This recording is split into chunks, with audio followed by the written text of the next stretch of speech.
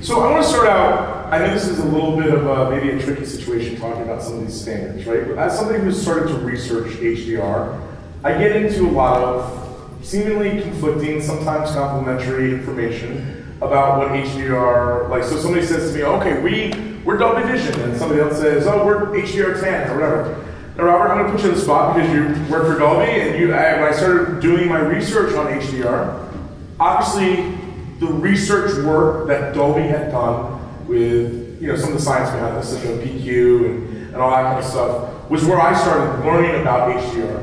So tell us a little bit from your perspective, what role Dolby has played in sort of the R&D of HDR, how that came about, and where Dolby's kind of positioning HDR right now for cinema. I just want to make a couple comments first about your first point around standards and where we are with standards. Yeah. I look around this room here and I'm kind of feeling like there's a few of us here that probably were around in 1987 when we came to NAB and we saw HD TV for the first time. Sure. It was analog. Yep. It was interlaced.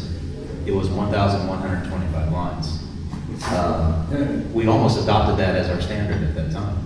It took us over 10 years to work through all the iterations and, to be honest with you, the changes that happened in technology in that time frame to get to the point where we adopted something as the standard in the US. And even at that point, we included interlace as well as progressive, 720. There was a lot of cooks in the kitchen, right? Yeah, we have a lot of things. So, part of the difficulty is dealing with the backwards compatibility of our existing systems while looking forward and various things. So just a comment, when you look at standards today, people kind of throw up their hands and say, oh my God, there's no standards around this, what are we going to do?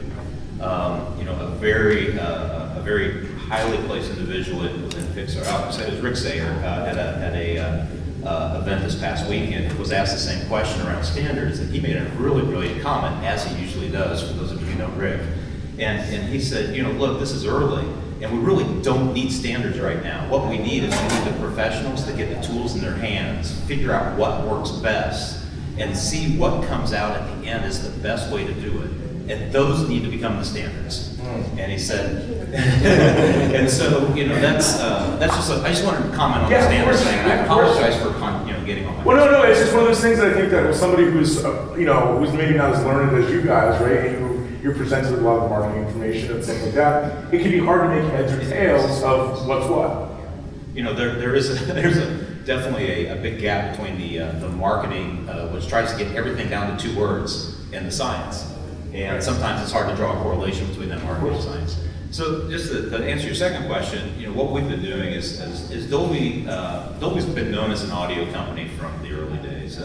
A lot of people kind of got a little bit surprised as we moved into the imaging side of things, but it hasn't been a new move. The research and what we've been doing around imaging goes back well over 14 years.